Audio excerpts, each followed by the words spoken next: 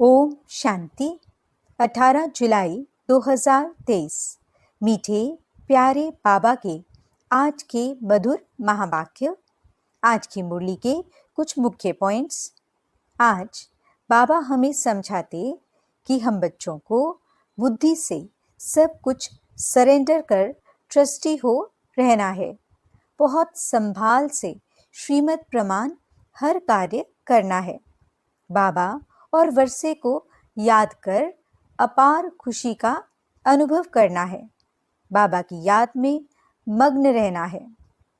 सदा रूहानियत की स्थिति में रह रूहानी गुलाब बनना है। मैं भी बिंदु, बाप भी बिंदु, और एक बिंदु बाप में ही मेरा सारा संसार समाया हुआ है। जब ऐसी अवस्था होगी तो बुद्धि एकाग्रचित हो जाएगी। तब सेकंड में जहाँ चाहेंगे वहाँ बुद्धि को स्थित कर सकेंगे। तो चलिए सुनते हैं बाबा की मीठी प्यारी मुरली। ओम शांति।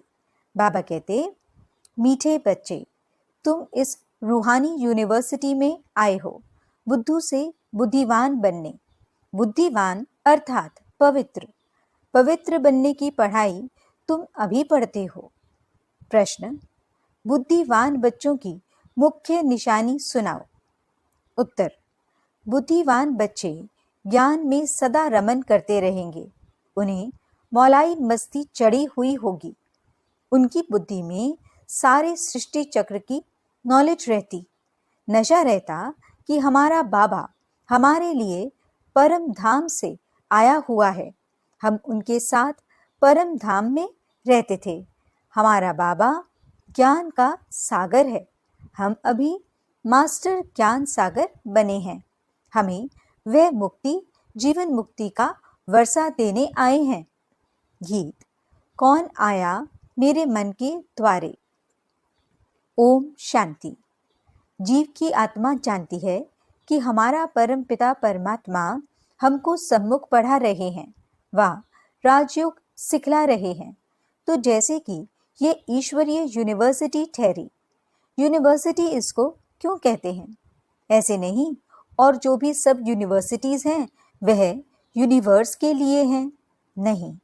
जैसे विलायत में यूनिवर्सिटी है, परंतु वहाँ हैं गोरे तो काले लोगों को आने की अलाउ नहीं करते हैं, तो वे यूनिवर्स के लिए तो ठहरी नहीं, तो उनको यूनिवर्सिटी नहीं कहेंगे। यहाँ तुम बच्चे जानते हो यह सच्ची सच्ची ईश्वरीय यूनिवर्सिटी है, परंतु कोई भी समझ नहीं सकते हैं क्योंकि बुद्धू हैं। बुद्धू को बुद्धिवान बाप ही बनाते हैं। मनुष्य बुद्धिवान के आगे माथा झुकाते हैं। देवी देवताओं को, सन्यासियों आदि को माथा झुकाते हैं। सन्यासी पवित्र हैं तो जरूर बुद्धिवान ठहरे। पवित्रता को अच्छा मानते हैं। ये विकार ही मनुष्य को हैरान करते हैं। इसलिए पवित्र रहने वाले सन्यासियों को गृहस्थी लोग बुद्धिवान समझते हैं और उनके चरणों में झुकते हैं। बस सन्यासी लिबास देखा और झट माथा झुकाएंगे। अभी तो उन्हों का मान कम हो गया है, इसलिए संभाल कर कदम उठाते हैं। आगे तो सन्यासियों को देख झट ऑफर करते थे, स्वामी जी हमारे घर पर चलो। अभी तो टू मच हो गए हैं और तमो प्रधान बन पड़े हैं, इसलिए जो बहुत नामी ग्रामी हैं उनका ही मान होता है। बड़े आदमी भी उनको माथा झुकाते हैं। क्यों? पढ़े लिखे तो सन्यासियों से भी जास्ती हैं, परंतु वे पवित्र हैं, सन्यास किया है, इसलिए बुद्धिवान माने जाते हैं। अभी तुम बुद्धिवान बनते हो। तुम अभी रचयिता और रचना के आदि मध्य अंत को जानते हो, परंतु तुम्हारे में भी सभी को इतना नशा नहीं है। नशा चढ़ने में भी टाइम बहुत लगता है। पूरा नशा तो अंत में ही रहता है। अभी जितना जितना तुम पुरुषार्थ करते हो उतना नशा चढ़ता जाता है। निरंतर यह याद रहना चाहिए, हम आत्माओं का बाप परमात्मा आया हुआ है, हमको पढ़ा रहे हैं विश्व का मालिक बनाने। तो पुरुषार्थ करने की शुभ चिंता होनी चाहिए। सभी को वह चिंता नहीं रहती। यहाँ सुनते समय नशा चढ़ा, यहाँ से बाहर निकला और खेल खल्लास। नंबरवार है ना। हम आत्माओं का बाप आया है। हम उनके पास परम धाम में रहते थे, ऐसे और कोई नहीं समझते हैं। साधु सन्यासी आदि पवित्र हैं, तुम्हारे में भी नंबरवार हैं। सभी को ये निश्चय नहीं बैठा है कि हमारा परम पिता परमात्मा ज्ञान का सागर है, जीवन मुक्ति दाता है, जो हमको स्वर्ग का मालिक बनाते हैं। यहाँ से पांव बाहर निकाला और वह खुशी गुम हो जाती है। नहीं तो तुम बच्चों को कितनी खुशी रहनी चाहिए। मैंने भी इस तन का आधार लिया है, नहीं तो राजयोग कैसे सिखलाऊं। मुझे अपना शरीर नहीं है। मंदिरों में देखेंगे तो सबको अपना शरीर है। मैं तो अशरीरी हूँ और सभी को आकारी व साकारी शरीर मिला हुआ है। मेरा शरीर नहीं है। सोमनाथ का मंदिर है अथवा शिव के मंदिर में जहाँ भी जाओ वहाँ निराकारी रूप है। सिर्फ नाम भिन्न भिन्न रख दिए हैं। यह तो जानते हो आत्मा परम धाम से आती है, भिन्न भिन्न शरीर धारण कर पाठ बजाती है। मैं इस 84 के चक्र में नहीं आता हूँ। मैं हूँ परम धाम में रहने वाला, इस शरीर में आया हूँ। तुम कहेंगे निराकार फिर कैसे आते हैं? हाँ, आ सकते हैं। तुम लोग पितृ खिलाते हो तो आत्मा आती है ना, शरीर तो नहीं आता। आत्मा प्रवेश करती है। समझते हैं आत्मा दूसरे शरीर में प्रवेश करती है। कोई तो भूत की आत्माएं बहुत चंचल होती हैं, पत्थर आदि मारती हैं। आत्मा शरीर में आती है तब कुछ कर सकती है, उसे घोस्ट कहते हैं।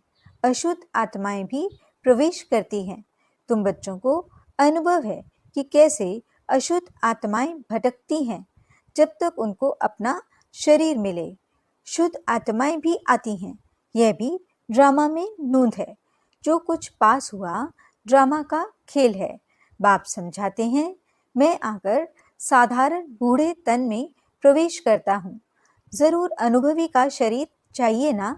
ब्रह्मा का नाम मशहूर है, ब्रह्मा की राय भी मशहूर है। ब्रह्मा को फिर कहाँ से राय मिली? ब्रह्मा है शिव बाबा का बच्चा, तो उनकी है श्रीमत। तो जरूर मुख्य श्रीमत ब्रह्मा की होनी चाहिए, जिसमें बाप प्रवेश करते हैं। भारतवासी इन बातों को नहीं जानते। वह तो समझते हैं सब एक ही एक है। श्री कृष्ण शिव आदि सब एक ही हैं।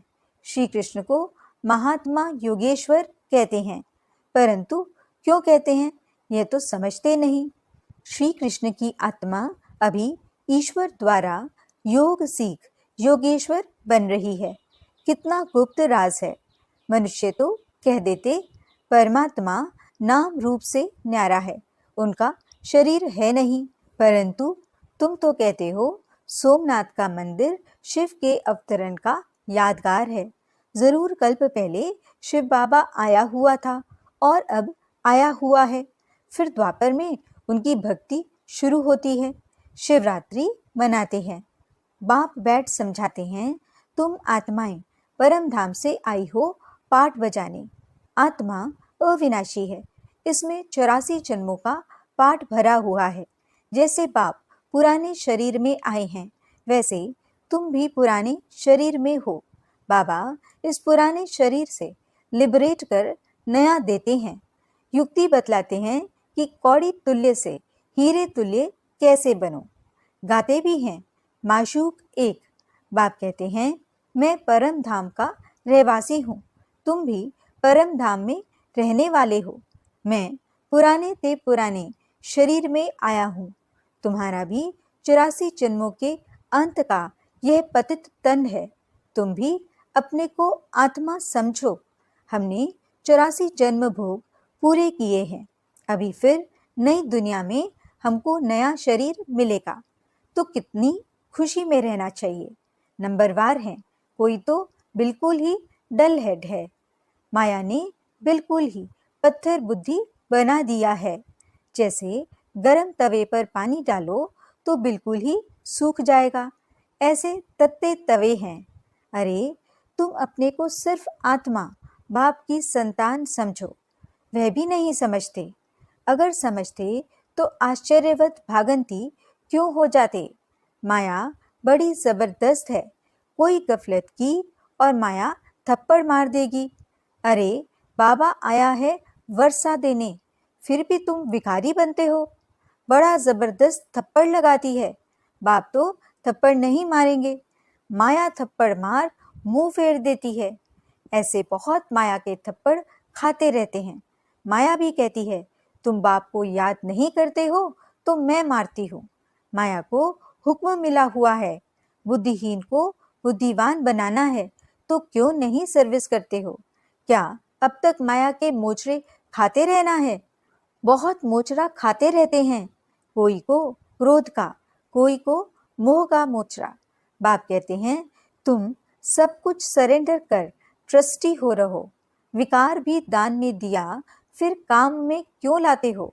विकारों का तो कोई रूप नहीं है।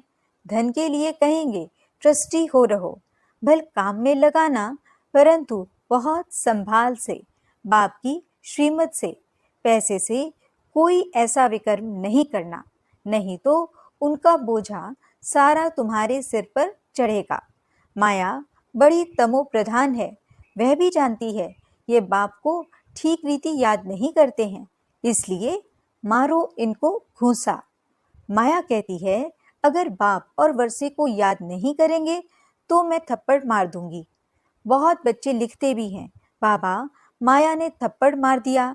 बाबा भी लिखते हैं, हाँ बच्चे, माया को हुक्म मिला हुआ है, खूब थप्पड़ मारो, क्योंकि तुम मेरा बनते नहीं हो। तुमको सदा सुखी बनाने आया हूँ, तो भी तुम बच्चे याद नहीं करते हो। है भी बड़ा सहज, परंतु टाइम लगता है, नहीं तो बाप और वर्षे को याद कर खुशी का पारा चढ़ जाना चाहिए। आखिर में याद करते करते झुचकी हिचकी आई।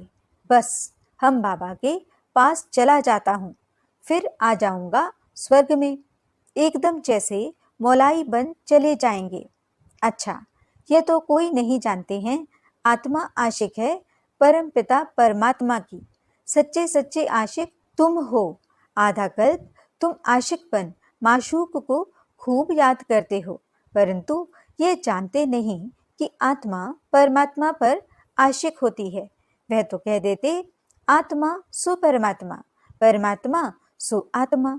यहाँ तो बहुत फर्क है। तुम जानते हो, परमात्मा है माशूक, वह पवित्र सोल हमको कितना खूबसूरत बनाती है। हम आत्मा गंदी बनने से जेवर भी गंदे बन पड़े हैं। बाबा आए हैं फिर गोरा बनाने, फिर शरीर भी गोल्डन एजेड मिलेगा। खाद सोने में डालते हैं ना। अब देखो, ये मंदिर है आदि देव का, उनका नाम कोई ने महावीर रख दिया। अर्थ कुछ नहीं जानते। हनुमान को भी महावीर कह देते हैं। अब कहाँ हनुमान, कहाँ फिर आदि देव को भी महावीर कह देते। जैनी महाराज मुनि ने जो कुछ कहा वह चल पड़ा। आजकल तो रिद्धि सिद्धि भी बहुत हो पड़ी है। यह बाबा सबको जानते हैं, बहुत मेहनत करते हैं, हाथ से केसर निकालते हैं। मनुष्य समझते हैं बस कमाल है, झट फॉलोअर्स बन जाते हैं। रिद्धि सिद्धि वालों के तो ढेर फॉलोअर्स हैं। यहाँ तो वह बात नहीं है। बाबा कहते हैं, मैं 5000 वर्ष पहले मुआफिक आया हूँ, ऐसे कोई कह न सके। बच्चे कहते हैं, बाबा 5000 वर्ष पहले हम आए थे, आपसे स्वर्ग का वर्षा पाया था। अब फिर परम पिता परमात्मा शिव के बच्चे आकर बने हैं इस ब्रह्मा द्वारा। दुनिया है कलयुग में, कलयुग में ब्राह्मण कहाँ से आए। ब्राह्मण तो संगम पर चाहिए, पैर और चोटी संगम हुआ ना। शूद्र और ब्राह्मण का संगम, शूद्र से फिर ब्राह्मण बनते हैं। ये 84 का चक्र तो कोई नहीं जानते। तुम जानते हो, हम ब्राह्मण हैं, ब्रह्मा की औलाद प्रैक्टिकल में बने हैं। उन ब्राह्मणों को तुम कह सकते हो, तुम ब्राह्मण अपने को ब्रह्मा की औलाद कहलाते हो। अच्छा, ब्रह्मा का बाप कौन है बता नहीं सकेंगे। डिब्बी में ठिकरी। बस हम ब्राह्मण ही भगवान हैं, तुम सब भक्त थे, अब कहते हो हम लक्ष्मी को वरने लायक बन रहे हैं। इसमें पुरुषार्थ चलता है। समझो हम परम धाम से आए हैं, अभी बाबा फिर वापस ले जाने लिए आए हैं। हम भी ब्रह्मांड के मालिक हैं, बाबा भी पुराने तन में आए हैं, हम भी पुराने तन में हैं। बाप कहते हैं हमको भी पुराना तन लेना पड़ता है। अब मुझ बाप को याद करो तो विकर्म विनाश होंगे।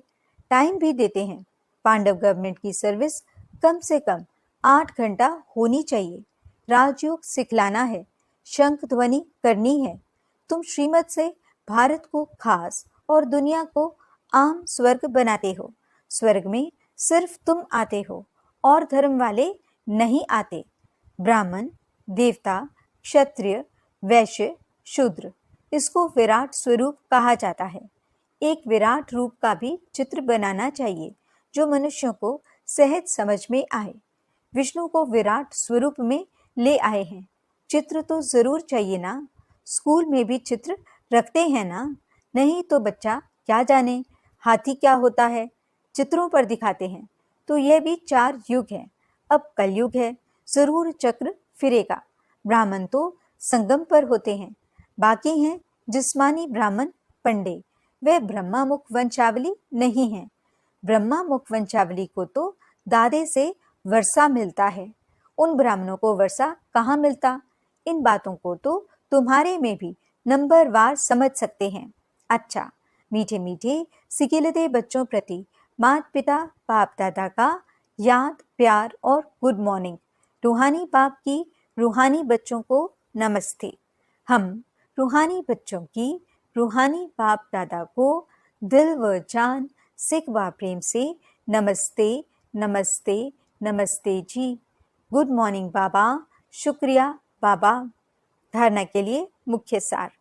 पहला पॉइंट, बुद्धि से सब कुछ सरेंडर कर ट्रस्टी हो रहना है। बहुत संभाल से श्रीमत प्रमाण हर कार्य करना है। दूसरा पॉइंट, बाबा और वर्षे को याद कर अपार खुशी का अनुभव करना है। बाबा की याद में मौलाई बन जाना है, सच्चा आशिक बनना है। वरदान, समाने और समेटने की शक्ति द्वारा एकाग्रता का अनुभव करने वाले सार स्वरूप भव। देह के संबंधों व पदार्थों का बहुत बड़ा विस्तार है। सभी प्रकार के विस्तार को सार रूप में लाने के लिए समाने व समेटने की शक्ति चाहिए। सर्व प्रकार के विस्तार को एक बिंदु में समा दो। मैं भी बिंदु, बाप भी बिंदु, एक बाप बिंदु में सारा संसार समाया हुआ है।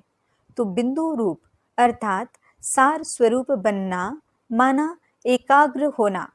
एकाग्रता के अभ्यास द्वारा सेकंड में जहाँ चाहो जब चाहो बुद्धि उसी स्थिति में स्थित हो सकती है। स्लोगन, जो सदा रूहानियत की स्थिति में रहते हैं